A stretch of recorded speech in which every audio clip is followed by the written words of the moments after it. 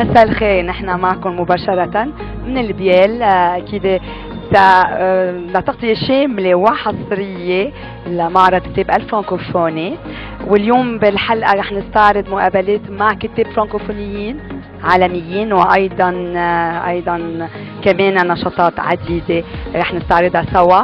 واليوم بحب ابدأ بالمسابقة لوتور دو جور. رح أعطي 3 معلومات. صحفية وكاتبة فرنسية، روايتها حول ديكتاتور عربي وتوقيعها هو اليوم.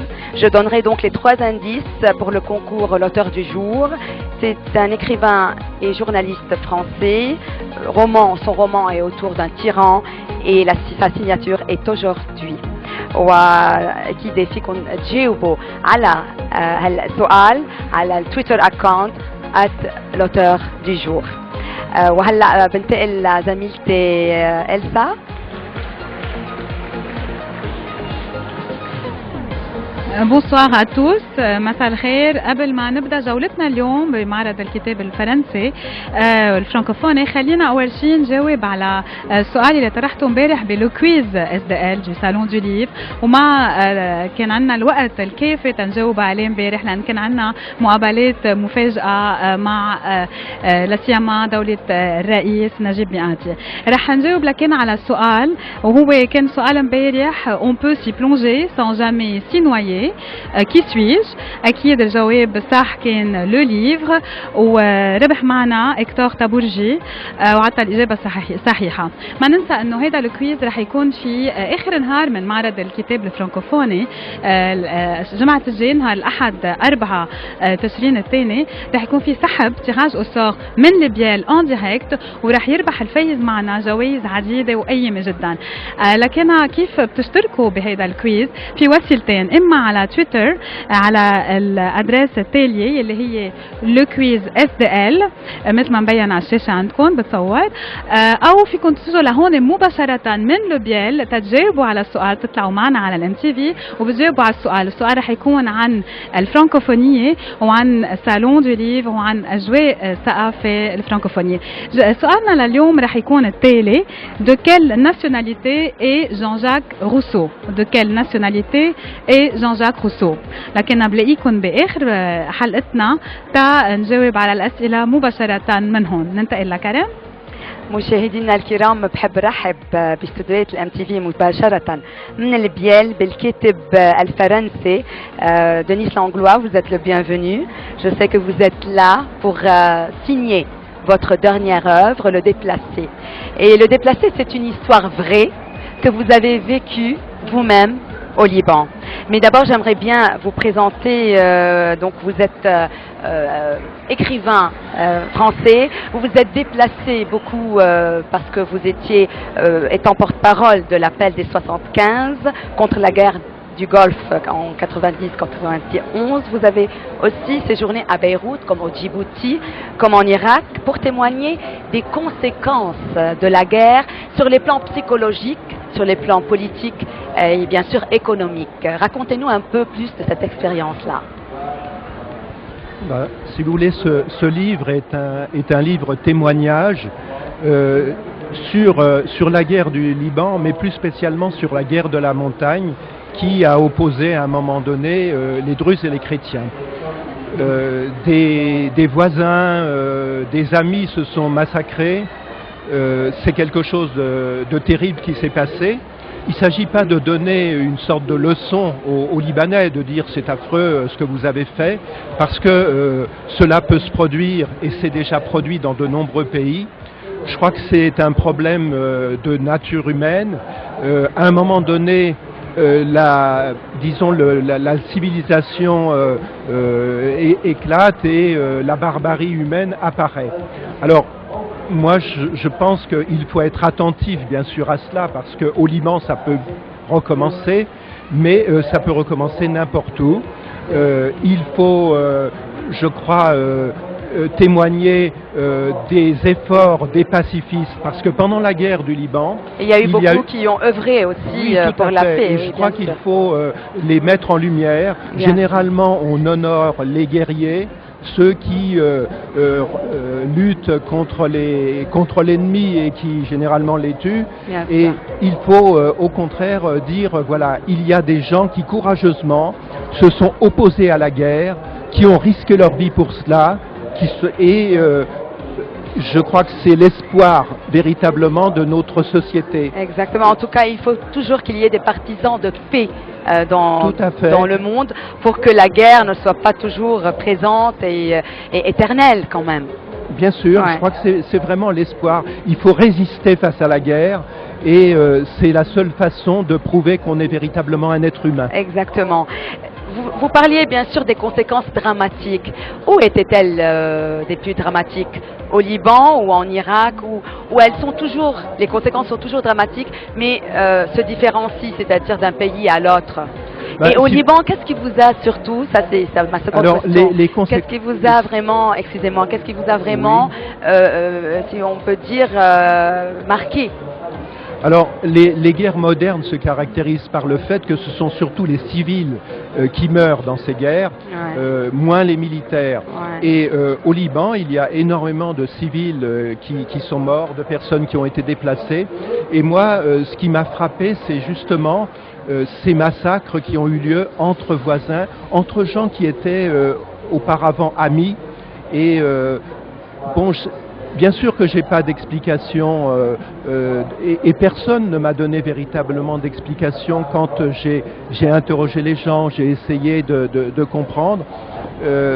Mais cela n'empêche pas de lutter contre cela. Exact. Je crois qu'il faut d'abord qu'il y ait une compréhension de ce qui s'est passé Bien et sûr. peut-être justement l'écriture d'un manuel d'histoire commun est important pour le Liban. Bien sûr. Parce que Et on remarque que puisque vous parlez d'un manuel sur le Liban, il n'y a pas seulement de l'histoire, mais il y a de la géographie, c'est-à-dire vous partez dans toutes les régions du Liban, du Chouf jusqu'à Jounieh, en passant par Beyrouth, donc vous faites tout le tour du Liban, en parlant de ce héros qui a véritablement existé, mais dont vous avez changé le nom. Oui. Donc, en quoi cet héros libanais vous a vraiment intéressé pour que vous écriviez tout un roman dessus? Bah, moi, je retirerais le terme de héros. Finalement, c'est un homme ordinaire, mais qui s'est comporté justement en être humain. Ouais, exactement. Il a refusé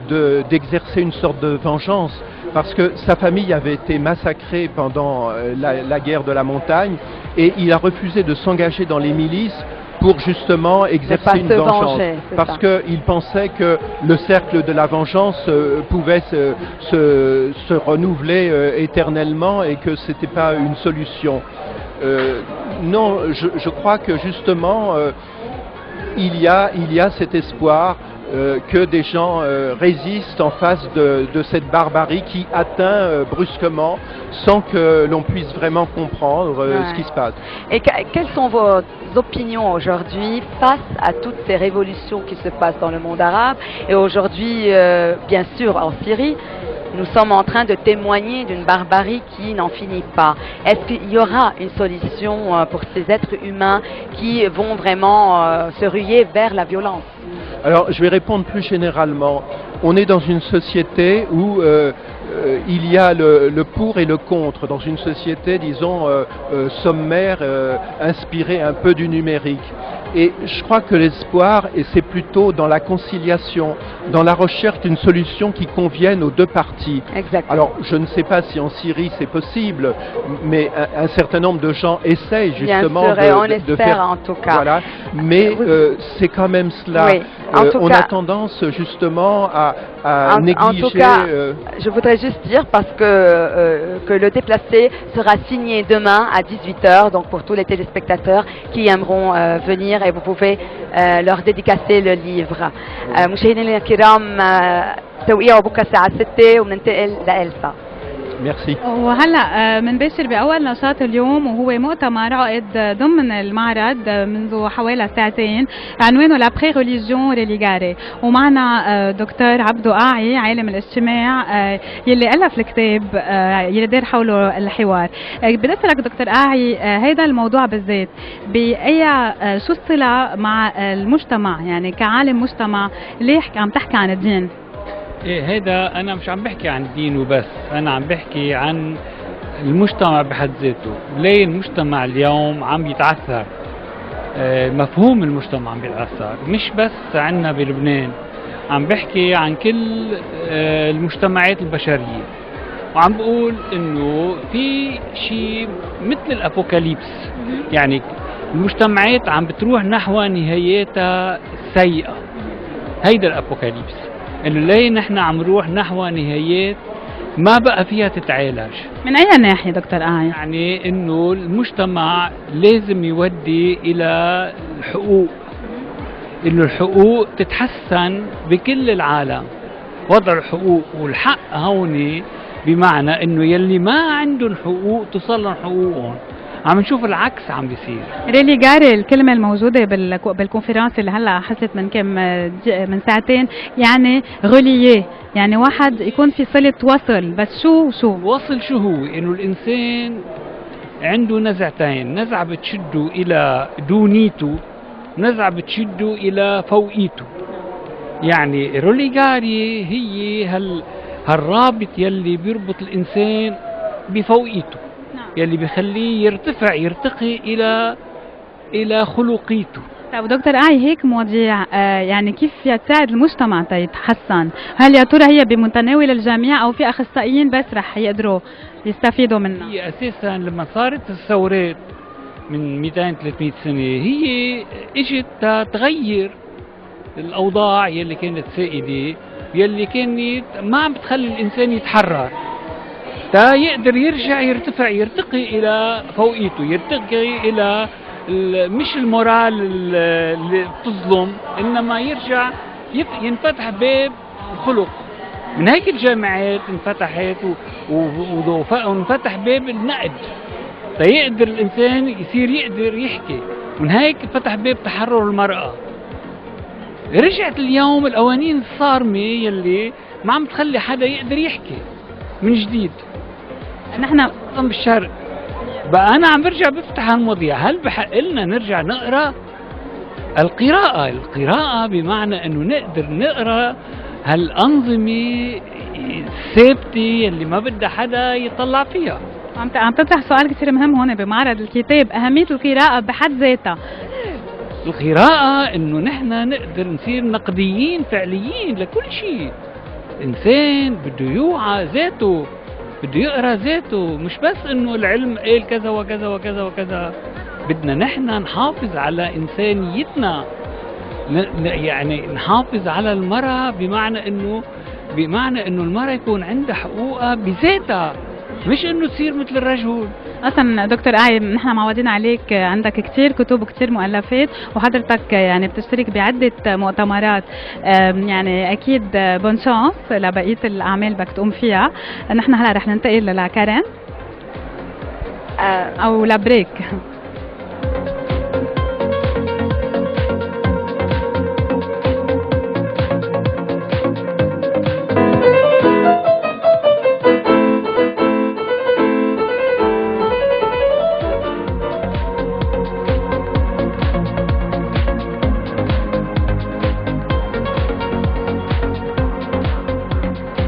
مشاهدينا الكرام، اكيد كاتبه وصحفيه مميزه جدا معي باستوديو الام تي في مباشره من معرض الكتاب الفرنكوفوني من بييل، وهي من مواليد فرنسا سنه 1957 ومقدمه برامج على تلفزيون فرانس 5.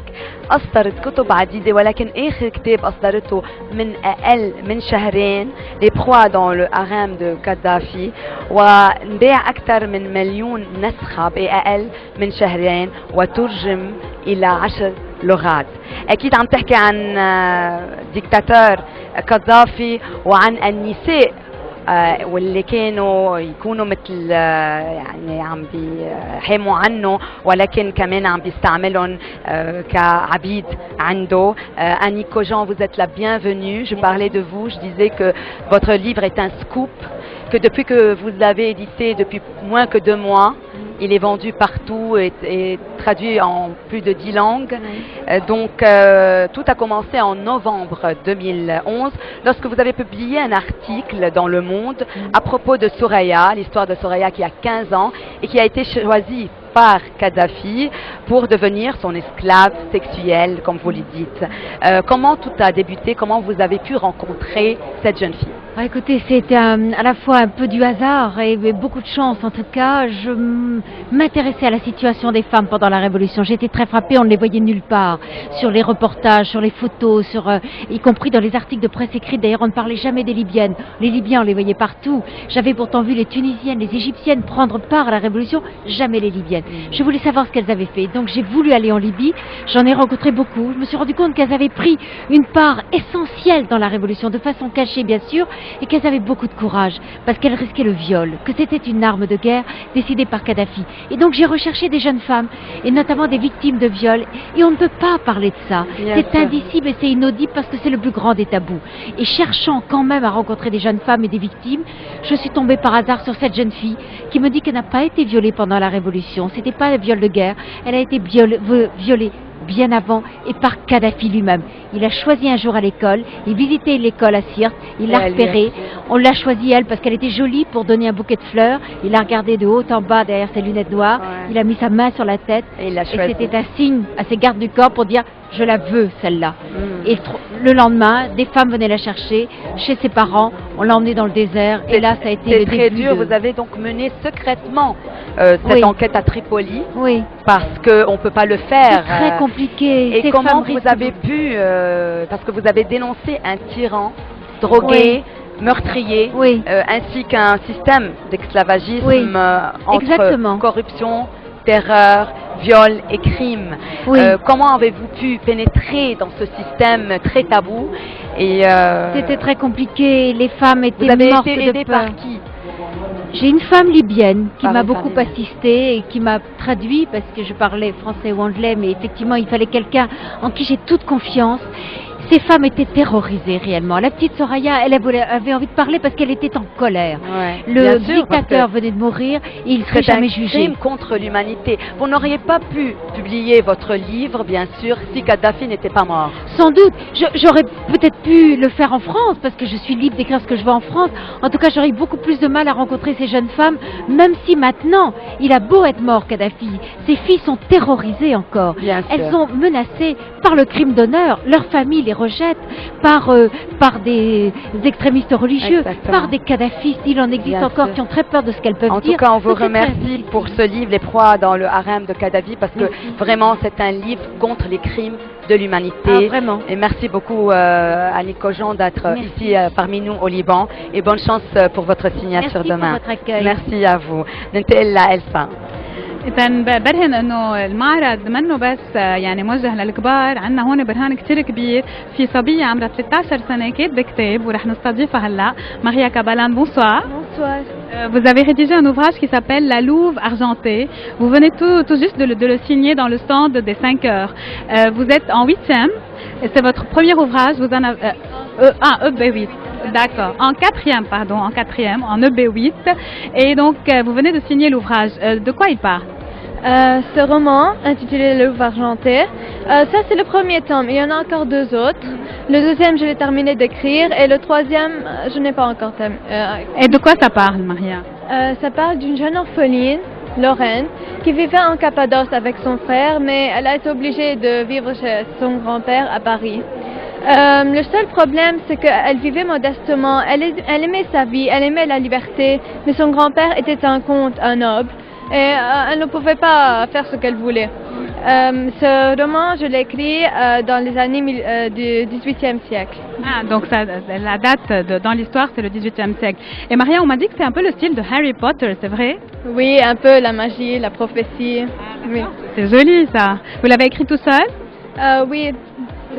Bravo. Excellent, vous espérez continuer. Donc vous avez un deuxième et puis un troisième qui va bientôt paraître.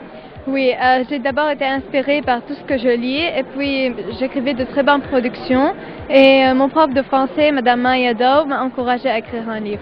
Bravo, bon, on voit qu'on a des auteurs en herbe dans ce salon du livre et nous avons avec nous la directrice du collège de 5 heures à Ain Najem. Et donc c'est une fierté pour vous. C'est une très grande fierté et nous les encourageons beaucoup à écrire. Et notre premier souci, c'est la culture. Et c'est pourquoi nous avons installé, même au collège de 5 heures à Ain Najem, si je peux, des centres pour la culture, etc. Et tous les élèves, si ils voulaient, essayent d'écrire, etc. C'est une fierté pour nous. Est-ce que tu vas devenir plus tard écrivain? Tu penses déjà à ton métier d'avenir? Oui, j'aime beaucoup écrire et dessiner. J'ai moi-même fait la couverture. On voit la couverture, donc c'est elle-même qui a fait le dessin. C'est super, tu es pluritalentueuse alors. Oui. Merci. Bonne chance Maria, bonne chance pour la suite et on attend impatiemment le tome 2 et 3 de cette trilogie. Merci beaucoup. Merci. Donc nous passons maintenant à Karen, à toi l'antenne. مشاهدينا الكرام بدي ارجع اذكر بالتويتر اكونت اتلوتر دو جور ما تنسوا تجاوبوا على السؤال لانه باخر الحلقه اكيد رح اعطي اسم الرابح. رح يكون في جايزتين، جايزه من ليبري انطوان وجايزه من ليبري اورينتال، لكن تابعونا باخر الحلقه. وهلا بنبقى مع بريك اعلاني.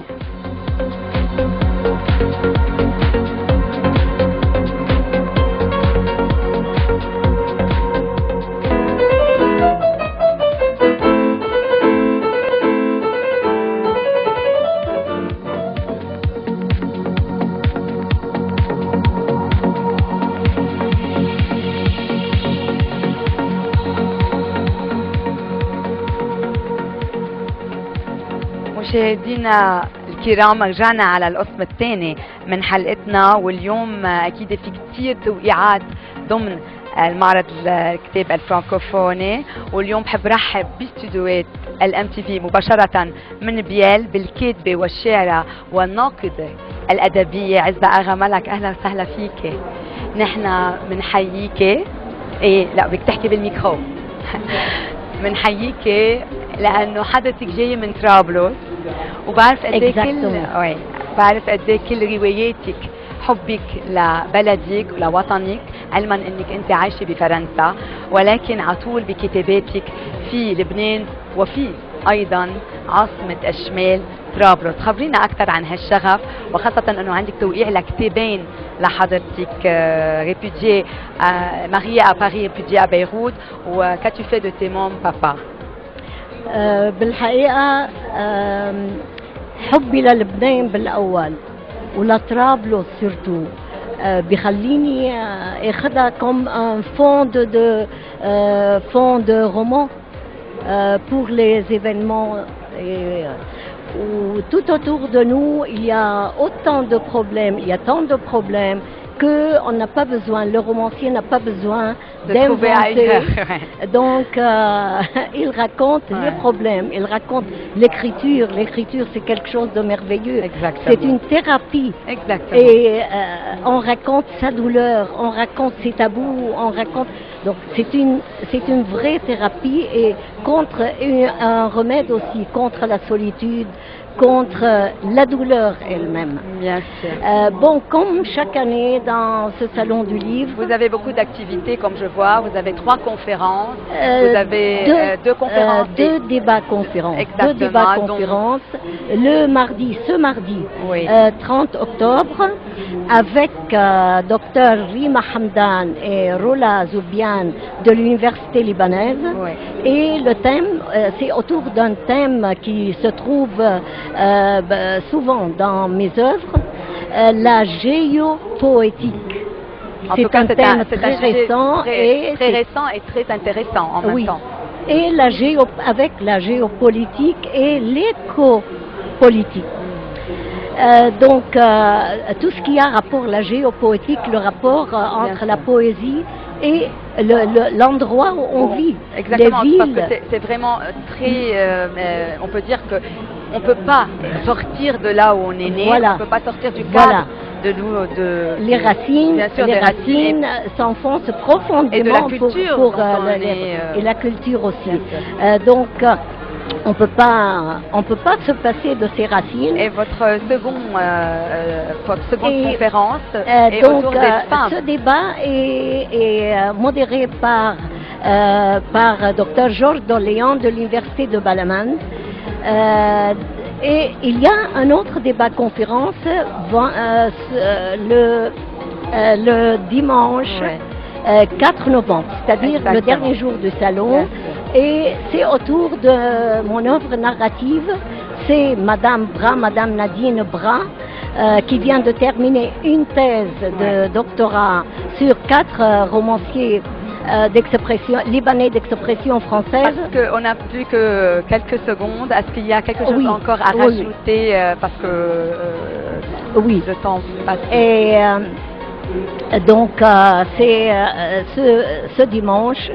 Et il y a 2 romans à analyser. Qu'as-tu fait de tes mômes, papa? Et Mariée à Paris, répudiée à Beyrouth.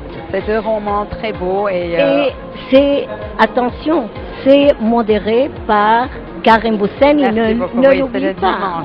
Ne l'oublie pas. Bien sûr. Mais toi aussi, Karen, tu as quelque chose à dédicacer. Oui, j'ai un roman, bien sûr, le samedi 3 à 19h, je dédicace mon dont livre. Je suis le préfacier. Oui, et je vous remercie pour la préface, c'est un hommage à mon père. J'aimerais relever 2 points très importants dans le livre. D'abord, cette tendresse toute féminine qui se propage. Maintenant, il y a quelqu'un qui parle de mon livre. Merci, je vous en remercie. Je peux le comparer, Mon père, le roi du monde, à mon roman. Qu'as-tu fait de tes mon papa? Ça se ressemble. En tout cas, on pourra en reparler, bien sûr, dans d'autres émissions. Aïza Ramalak, je vous remercie et bonne chance pour vos conférences et vos signatures. Merci beaucoup. Mouchérifine Al-Kiram, Elsa. Donc nous sommes ici avec 3 personnalités qui viennent donc d'assister à un débat et d'animer un débat sur Jean-Jacques Rousseau. Vous n'êtes pas sans savoir que l'un des points forts de ce 20e salon francophone, c'est le 300e anniversaire de la naissance de Jean-Jacques Rousseau, n'est-ce pas Madame l'ambassadeur, n'est-ce pas? Bon, donc Jean-Jacques Rousseau, qu'est-ce qu'on ne sait pas de lui? Et la conférence s'intitule Les idées de Jean-Jacques Rousseau dans les déclarations des droits de l'homme et les préambules des constitutions. Ma première question s'adresse à Monsieur le député Rassan Khaibel. Bonsoir. La constitution libanaise est-elle inspirée par les propos de Jean-Jacques Rousseau, Monsieur le député? Oui, la réponse est oui, parce que indirectement, puisque Jean-Jacques Rousseau a influencé la rédaction de la Déclaration des droits de l'homme et du citoyen français de 1789, elle a ensuite elle-même influencé la Déclaration universelle des droits de l'homme, qui a été intégrée dans le préambule de la Constitution libanaise. L'ensemble de la réflexion sur la liberté et l'égalité sont des réflexions de Jean-Jacques Rousseau. Ces réflexions philosophiques, 300 années plus tard, influencent toujours le travail politique, parce que c'est un acteur civil. Il était citoyen genevois qui travaillait pour la démocratie dans son pays. Et si vous lisez ces pages, vous retrouverez qu'elles sont écrites pour aujourd'hui, au Liban, en Égypte, en Syrie. C'est une réflexion qui est fraîche 300 années plus tard. Éternel Jean-Jacques Rousseau, n'est-ce pas? Oui, parce que la philosophie peut être éternelle. Vous lisez Platon, vous lisez Jean-Jacques Rousseau. La philosophie, quand on s'élève, on retrouve une unité dans la pensée qui peut nous influencer positivement. Je crois que le Liban a grandement besoin de se rappeler ces principes de liberté et de démocratie qu'on bafoue, puisque Jean-Jacques Rousseau lui-même disait le citoyen est né libre, les citoyens sont nés libres et on les retrouve dans les faits. Donc les violations existent depuis très longtemps.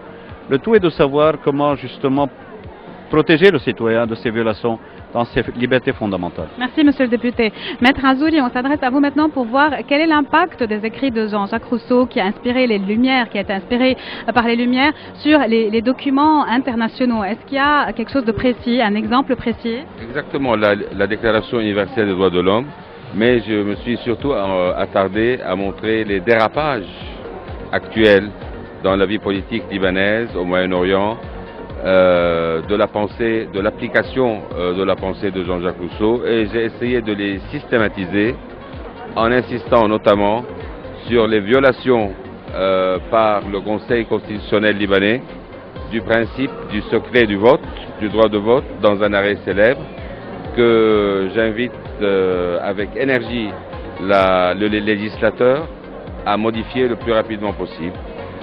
Et j'ai également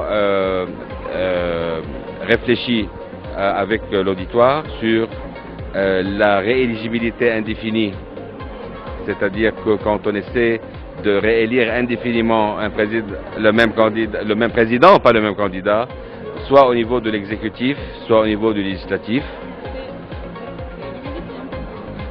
Non, dans certains pays ça l'est, au Liban ça ne l'est pas, et je retire votre attention que les deux, pour renouveler le mandat des deux derniers présidents, on a dû à 2 fois modifier la Constitution dans les circonstances que tout le monde connaît, avec les résultats que tout le monde connaît. Merci, Maître Azouri. Dernière question à vous, Madame l'ambassadeur. Que ça se tienne sous l'auspice de l'ambassade de Suisse. Il est suisse, Jean-Jacques Rousseau, oui ou non? Jean-Jacques Rousseau est né à Genève. Dans ce temps, Genève n'appartenait pas à la Suisse. Donc, il était genevois et il a toujours aimé Genève, mais parfois Genève ne le lui a pas rendu. Et justement parce que ses idées étaient en partie trop modernes et allaient contre une élite, l'élite l'a rejeté alors que le peuple l'aimait, il était très populaire auprès du peuple. Donc il a été, comme il le dit lui-même, un vagabond. Il a vécu en France, il a vécu dans d'autres cantons suisses et enfin il est mort très pauvre, très perdu, mais après sa mort, les Français l'ont adopté, la France l'a adopté puisqu'il a été enterré au Panthéon et donc il est souvent considéré comme français, mais il était avant tout de Genève, citoyen de Genève. Merci beaucoup pour toutes ces informations. Karen, à toi à l'antenne. Oui, بدي أعطي أكيد أسامي الرابحين بجائزة l'auteur du jour.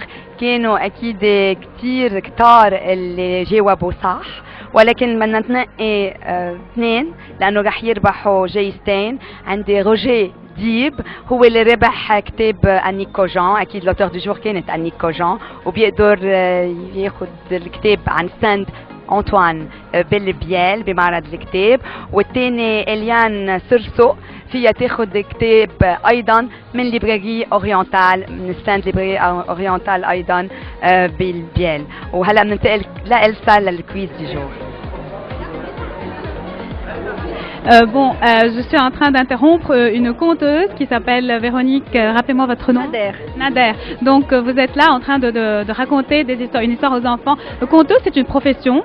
C'est une profession, mais avant tout c'est un plaisir et le plaisir d'offrir des mots aux enfants.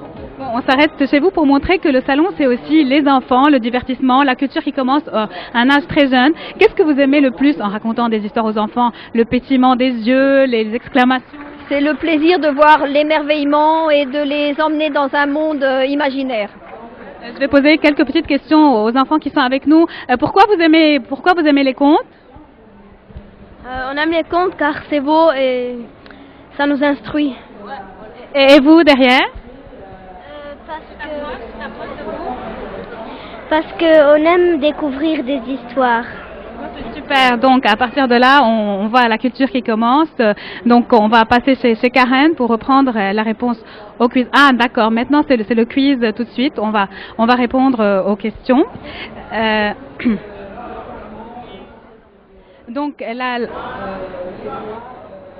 Donc la question que j'ai posée au début de l'émission, c'était de quelle nationalité est Jean-Jacques Rousseau?